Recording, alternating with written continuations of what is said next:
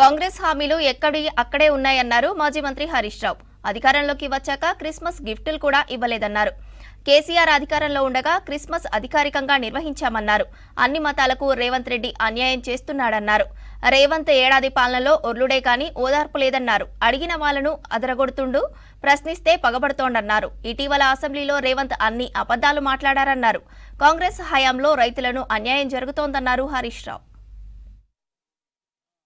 ఇచ్చిన హామీ అమలు చేయమని ఈ ప్రభుత్వాన్ని అడుగుతా ఉన్నారు. మీరేమి కొత్త కోరిక కోరతలేరు, గొంతమ్మ కోరిక అంతకంటే కోరతలేదు. గతంలో ఇప్పుడే రాజు చెప్పినట్టు వరంగల్లో ఏక్శిలా పార్క్ దగ్గరికి రేవంత్ రెడ్డి గారు వచ్చి చాలా శుద్ధులు చెప్పింది. ఆ రోజు మీరు సమ్మెలు చేస్తే కాదు, ధర్నాలు చేస్తే కాదు, ఈ ప్రభుత్వాన్ని గద్దెదించండి.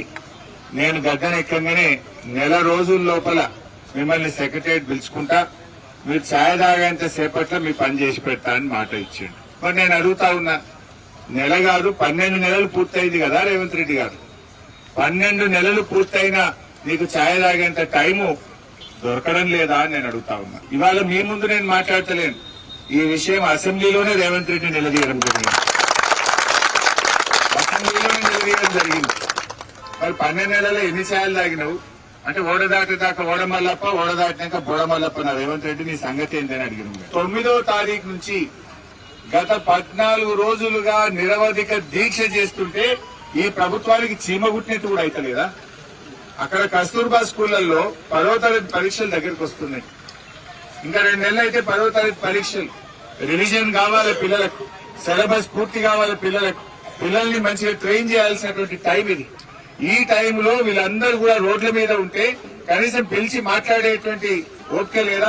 ఆయనకు అల్లు అర్జున్ సమస్య ముఖ్యమైనది కానీ ఈ 20,000 మంది ఎస్ఎస్సీ ఉద్యోగుల సమస్య ముఖ్యంగా.